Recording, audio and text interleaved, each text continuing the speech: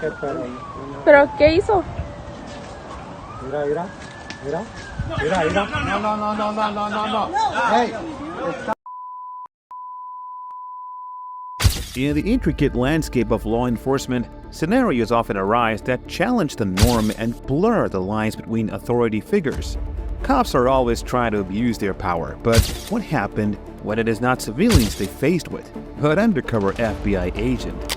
The U.S. Air Force specialist and ex-FBI agent was pulled over for heaving a slightly obstructed license plate. When cops found out who he was, they started to look for any reason they could find to get him arrested.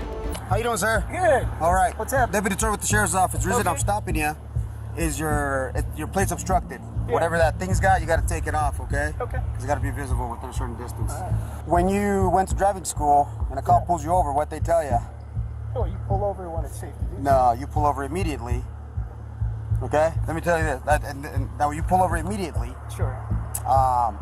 Because I don't know what you're doing inside this car. Sure, yeah. Hiding guns. You know what I mean? Officer safety is number one. Right out the path, the cop is wrong and it is obvious he has some form of superiority complex. It is not required to pull over immediately for many reasons, such as obstruction of traffic and general safety, but you should attempt to pull over as quickly as it is safe to do so. So if safety is the #1 priority, it is probably not the best idea to slam on the brakes and swerve to the side of road with no hard shoulder. But this is not the end of cops' lies. Cops started to get a little more specific and tries to find a way to incriminate him. What do you got right there up front? Oh, that's a siren. I contract. You contract security. You contract So security? some of the work I require to have a siren. Turn it on? Sure.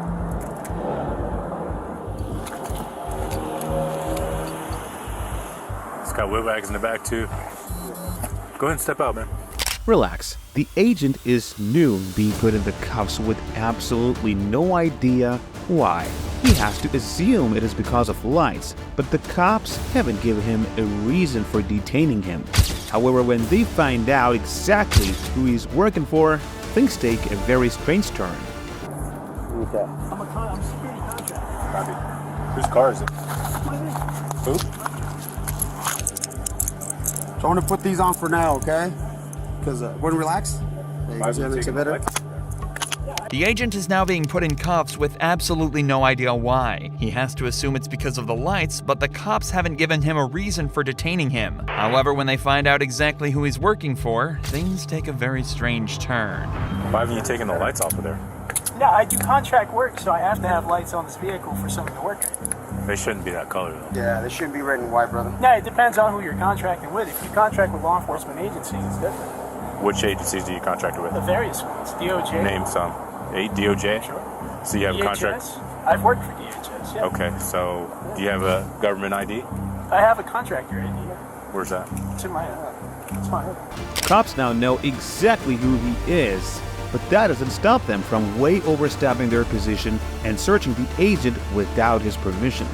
These officers are clearly not happy that the agent has an answer for everything, so they know he can't answer in an effort to incriminate him. An incredibly manipulative and corrupt tactic. I'm gonna show you the To NRS. actually run, you have to Let actually me show run you. those No, lights. you don't. They're in your vehicle, and I must destroy those.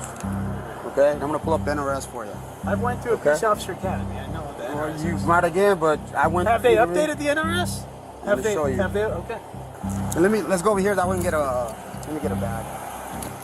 So that was issued to you, you say, right? That little FBI deal. You didn't steal it or find it or no? Remember again, their issue is with the lights on his car. The cops do not have the authority to search the agent here, so digging around in his pocket is completely unwarranted and illegal. The specifics specified in this case are admittedly a little blurry. It is illegal for a civilian to illuminate red and blue emergency lights on their vehicles, but this man never let them up, and the times when he did, he was under contract with an official law enforcement agency. And if he only works part-time with the FBI, it would be wrong for him to identify as an FBI agent all the time. But he never did that, and as such, wasn't impersonating agent in this situation.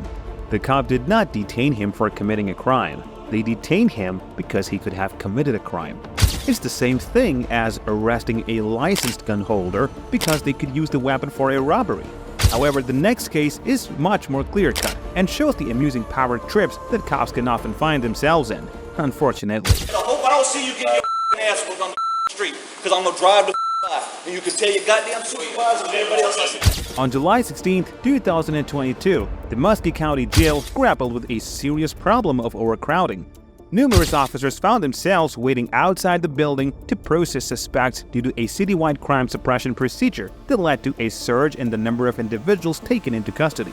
As the jails became increasingly crowded, the county sheriff decided to cancel the suppression procedure. However, this directive was disregarded by the police in Muskogee. Consequently, the law enforcement in the area established a new protocol, instructing officers to process prisoners in a specific order. Local duties officers first, followed by state patrol officers, and lastly, Columbus police officers. As you can imagine, certain cops weren't too happy about this, and when one deputy rightly cut in line, things started to heat up. They won't let us in. They won't let y'all in. They won't let me in. Hmm? Ain't that right? No, you go in there before us, I'm gonna raise hell. Watch this. I'm gonna file a complaint, a legitimate complaint. Am I looking? That is the most unprofessional thing I've ever seen in my life. Remember, it is totally fine with this officer. In front of Thier, he's just adhering to the country's sheriff's orders. But whatever it is, ego, a power complex, or just frustration, the cops are not happy at all.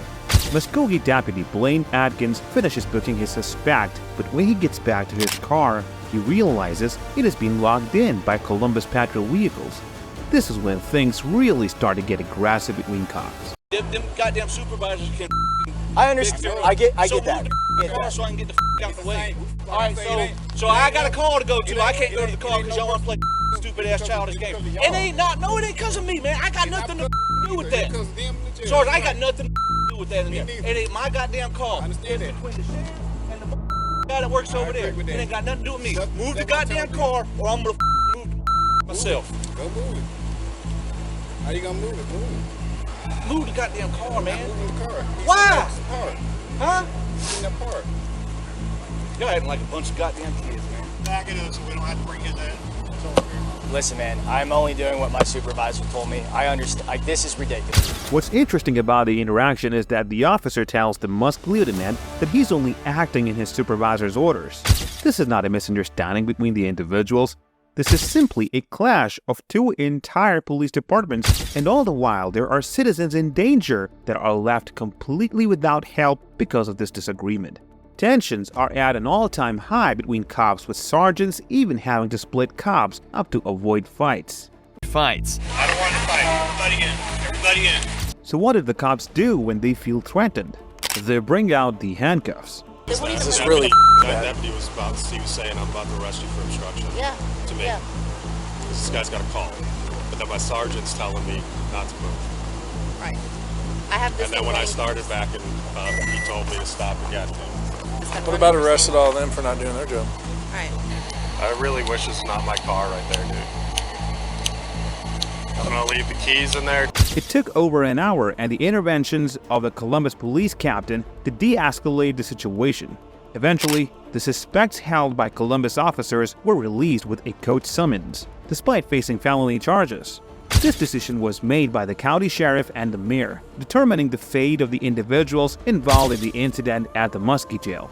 Thank you for watching the video. Hope you all liked it. Please subscribe, like, and share our videos.